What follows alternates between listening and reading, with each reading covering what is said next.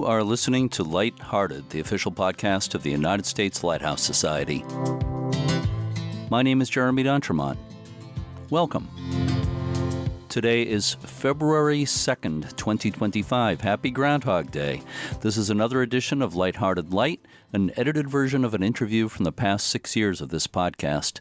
Today we're going to revisit an interview from 2019 with Jim Pope, one of the last Coast Guard keepers at Whaleback Lighthouse in Kittery, Maine, the southernmost lighthouse on the coast of Maine.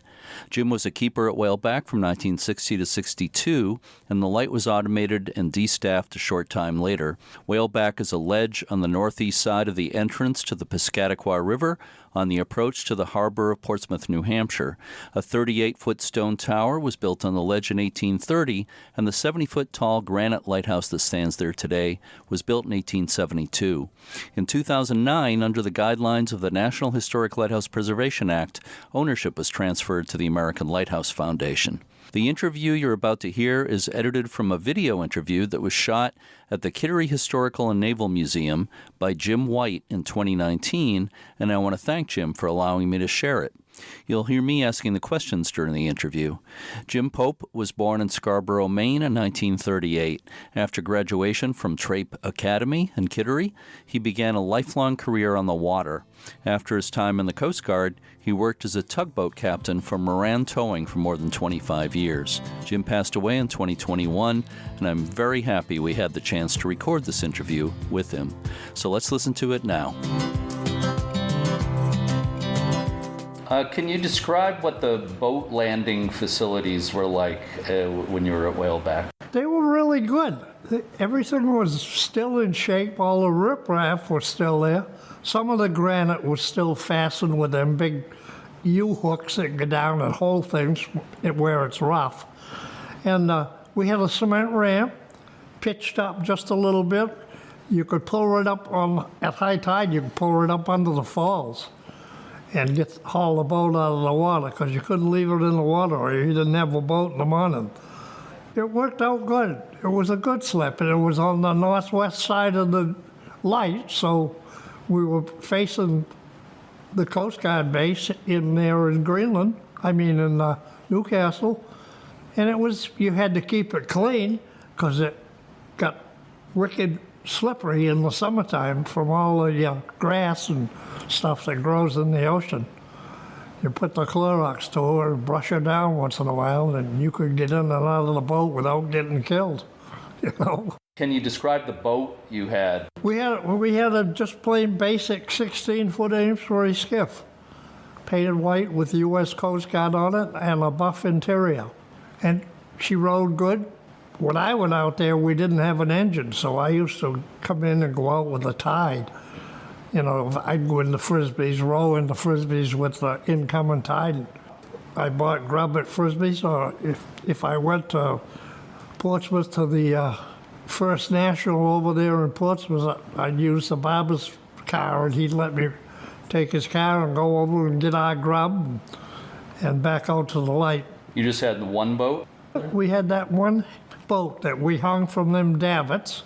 There was 6 blocks on each rope, so it was 6 to 1. In other words, it took me 1 pound of effort to lift 6 pounds of boat, so we had no trouble.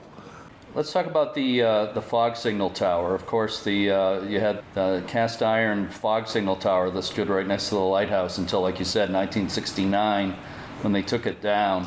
Can you describe what was inside that fog signal tower?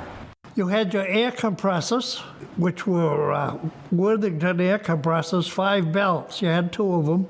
We pumped 150 pounds of air up to the horn, because they had taken the horn from where the can was on the back and put them up front, facing White Island, facing out to the shoals. And this was just after they'd built Pease Air Force Base. And once they got Pease built, they put up a radar tower over to Newcastle, and they used that as an approach. And when we couldn't see the red lights up on top of the radar tower, we automatically started the foghorn. How much work was it to get the foghorn going? We had two 71 GMC diesels, and we'd run one diesel to work the air compressors to pump the air up to the horn, and then the next time it shut in, we'd use the other one. That way you could maintain your diesel engines and stuff, and that's how it worked. What were the conditions like when the horn was going inside that tower?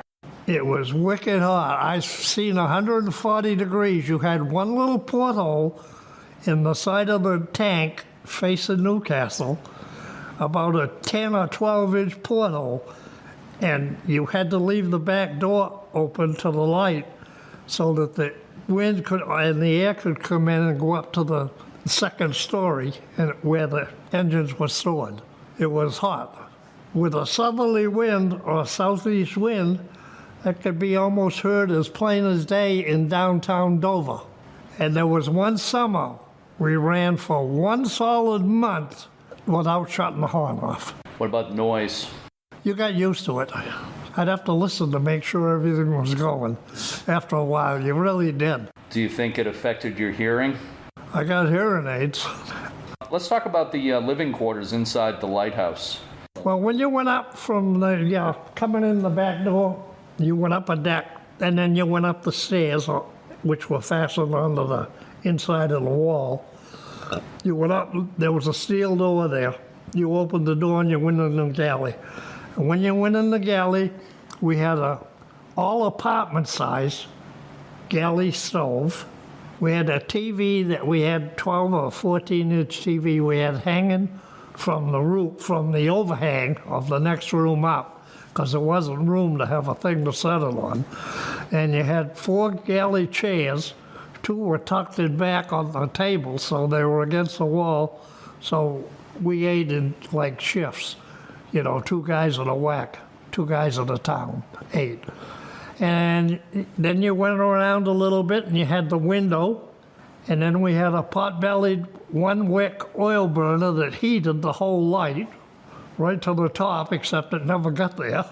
And then there was a galley sink with a hand pump with a leather on it that when it froze in the winter, you had to lift the top of the cistern off and go down and chop a hole in the ice if you wanted coffee. And then you come around, we had 2 big easy chairs that fit just in there, and you were back outside again, going up another deck, up to the office, which was facing Frisbee store. Where was your bedroom? I was the 3rd floor up. I was above the office. Me and the fireman slept upstairs. We had bunk beds. Right under the lamp, it was right under, and above us was a room where we stored all the gear for running the light. Like during the war, they had a cuckoo clock arrangement with weights, and you could run the light on weights. All that stuff was stored there, and then you had a hatch up through to where the lens was. And by then, you were 70 feet high. What kind of furniture was in your bedroom? We each had one small desk to put your dresser drawers, to put your clothes in, and you had your bunk, which was two bunks, but one on top of the other. And it was, as the light went up, the rooms got smaller. And it was tight. You didn't spend much time in your room. So when you were there, how many men were assigned to the lighthouse and how many were there at a time? There was a crew of 4 when it was my turn to be on. I went out for 24 days on, 6 off, no running water, no shower, no toilet, all the short lobsters you could eat. I still like Spam, I still like deviled ham, and here I am, I'm still going. But the full crew was 4 guys. Right, but there weren't typically 4 there. No, there was 3 of us. There were 3 at a time. 3 at a time. With 1 on shore leave. With 1 wherever he was headed. Were any of your supplies delivered, or do you have to go ashore to get all your... We had to go ashore. The only thing delivered was gasoline by the 44-footer. We had to go ashore to get the grub. The Coast Guard gave us $66.10 a month per person, we'd pool that money and split it up between four of us. And I'd usually take the 16-foot skiff and go in and tie up and borrow the barber's car and go over and grub up and a couple of beers now and then and back out to the Lite. I had a girlfriend downtown Kittery, and the people that brought me up, I lived downtown Kittery, so we kind of knew each other, and I'd sneak in once in a while and get back before daylight, get the boat hanging back up, and look like I'd been in bed all night. What did you like least about your time at Whaleback Lighthouse? Really, there was nothing I didn't like. You know, you had your maintenance. It had to be painted. You had to shine the lens every day. It took you 2 hours to shine the brass, and this was almost every day. If you didn't and it got dull on you, you spent a day. I'd go through a can and a half, 2 cans of Brasso, but it wasn't Brasso back then. It was some other thing, and it was good brass polish. And you had to wash the lens every day. We had special liquid. We washed the lens every day. There was a lot of work to it. And the Lite ran on liquid mercury.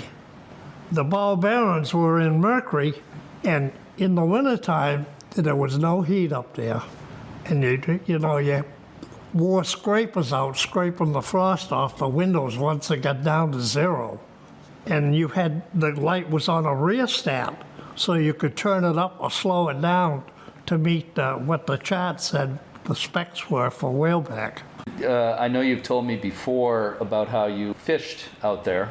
Could you talk about that a little bit? I caught a lot of especially in the fall when all the pollock were running, and I could sit right on the windowsill. The walls at Whaleback were 7 or 8 feet thick. I could lay right out there. But anyway, I could go out there and hang a mackerel jig over on a fish pole and bring a nice big pollock right up the side of the tower, right into the galley, drop them in the sink, take the sides off them, drag them through egg and flour, and be eaten in a half hour, and throw the rack overboard. Either that or use it for lobster bait. I think you shot a few ducks from there, too. I did. We had a 22 out there, and I could pick them off one at a time and put the boat over and go get them when all the ones that were floating, and we ate duck. And we've eaten seagull eggs out there from Wood Island right across. Go over and pick them up and bring them back and fry them up. And there was no shortage of lobsters out there. No, none at all. In fact, the lobstermen took good care of me. We talk a little bit more about the Lite. You just said a little bit about adjusting the Lite. What was the typical process for working with the Lite? You had to time it. It had to be timed. There was a watch all night long, and the Lite had to be timed, and a couple of times, especially when the weather was real. Summertime was great because it always stayed about the same. But once you got below 32 degrees, you had to time it and keep an eye on your watch clock. We had a watch clock. We had a stopwatch right up there. So there was somebody on watch all night, all the time? Oh yeah, somebody was always up 24 hours a day. You had to watch the 2 red lights over on Odeon's Point. You had to watch the weather. You had to watch everything. We get a big storm. Everything in the Lite ran on gas, propane gas. 90-pound bottles of propane. They were on the outside, on the catwalk, outside of the tower, on the tank, on the Garish Island side. And whenever we got a big northeaster, a big one, you had to go out and see what you had left for gas bottles, because most of them were gone. And rip them right off. You had them tied down with rope and stuff in a rack, but they were gone. Now the Lite was electrified by... Yeah, we had a bank of batteries. We ran the Lite on batteries at night, and we charged the batteries all day long. They were 24 volt, wired in series. And that was on the second deck, where all the fuel tanks were, above the generators and above the diesels. All the fuel oil was up, kerosene, heating oil, diesel, and the gasoline was stored outside of a big yellow like can, painted bright yellow. On the wall right above the galley table, we had one of them wooden telephones in a wooden box with 2 bells on the front of it, all varnished up. And 1 crank, you got the lifeboat station. 2 cranks, you got White Island. Do you have another phone for? No. We had semaphore flags. When the boy turned to come down, I'd give him flag signals, A, B, C, D. Shut the hose off. It's running overboard. Now you mentioned you had a small TV there. Was there much reception on the TV? It was good when nothing was running, but when the fog signal would run, the picture would go to postage size, because it put such a drain on the power. So you probably didn't watch a whole lot of TV. No, not really. I built a couple of models, ship models and stuff, and we played a lot of cribbage, And you was busy. You had decks that had to be painted. That brickwork going all the way up through didn't get painted by itself. Anything else you did for entertainment? I know, again, you didn't have a whole lot of time for that. I'd go over and get a good feed of flounder, hang a line, would take that Amesbury skiff and go over and hang a line on Fort Foster Dock. And I had a 5-point spear on a 7-foot handle. I could fill a boat. I could fill the Amesbury skiff with flounder. So we ate plenty of flounder, and we ate plenty of fish. And we put as much of that $66 in our pocket. So the $66 was above your pay? Yes, it was added on. They threw us a check. I think my pay back then was around $95 a month. We had a kerosene heater, or 1 wick in the galley right there, with a stack that went right to the top of the light. In the lighthouse, going up through was steel, and the pipe was galvanized, and they rusted off. 1 deck, the galley, between the galley and the office, the pipe rusted off. And on a calm night, we used to get wicked sick. We didn't know what it was. You had to go out and sit on the rocks outside, no matter whether it was 10 above or not. You couldn't stay in the light. And finally, one of the guys got hurt, and we had to call a 40-footer to come out and get him. They took him over to the Navy Yard, to the Portsmouth Hospital. And the next day, Varatzis, a plumber up on Islington Street, was out there replacing the pipe all the way up through the light, right to the very top. The refrigerator was gas, and every time you opened the back door to the light to get out to where the boat was, out to the ramp, the pilot would blow out. And it was a bitch of a job lighting the pilot. Half the time we didn't use the refrigerator in the winter. We just set it out on the windowsill, let it stay cold. Do you remember any big storms that happened while you were there? Yeah, it was a good light. It was safe. But the noise was unbelievable because all the great big granite blocks that were at the base of the light had all broken loose from them big hooks that held them, and they banging all night long, wicked loud. I could go right up on top of that light, 70 feet up, and in a big nor'easter, we had 1 or 2 of them every couple of years. The waves, you could get soaked up there. The wave would go right over the top of the tower. They climbed straight up in the air, and they go straight over Whaleback. So I've seen it all. We did our work, and the light always ran, and we shut it off 15 minutes after sunrise and turn it on 15 minutes before sunrise, and the foghorn went on when it got real hazy, and finally when it was thick, you didn't shut it off. And everything worked out good. We had a good crew. We all got together. We all got along good. I did most of the boat work because I was used to the river and stuff. And I knew the currents and stuff, and it made a big difference. So you left Whaleback in '62. Yeah. When did you leave the Coast Guard? I got out the last week in August of 58, 62. I did my 4 years, and I went down and got discharged, and I was done. Sold them back 60 days worth of leave and said, see you later. And you went on to a long career as a tugboat captain. I did. I've had a good time wherever I go. Let me ask you, if you had the chance, would you be a lighthouse keeper again? Yeah, I would.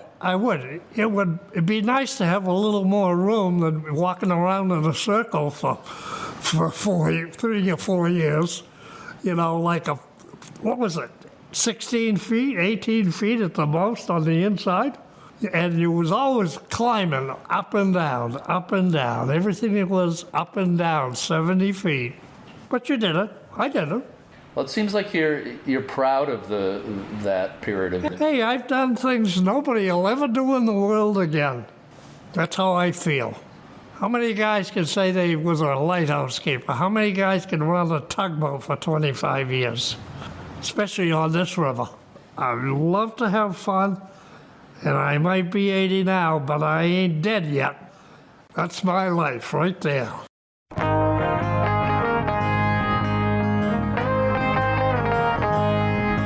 Jim Pope was a bit of a local legend, and he made appearances at a number of events for Friends of Portsmouth Harbor Lighthouses, the local chapter of the American Lighthouse Foundation. He always got a great reaction from the audience. He was like a stand-up comedian, and he loved talking about his time as a lighthouse keeper. Jim Pope was only a lighthouse keeper for a couple of years, but listening to his memories of Whaleback makes me think about the thousands of Coast Guard lightkeepers around the country who served between 1939 and 1990. They were all vital to our maritime navigation, and they all had stories to tell. For any Coast Guard lighthouse keepers who might be listening, thank you so much for your service. We will be back next week with a new episode of Lighthearted. For now, to all our regular listeners and our new ones, thanks so much for listening, and keep a good light. Let it shine, let it shine.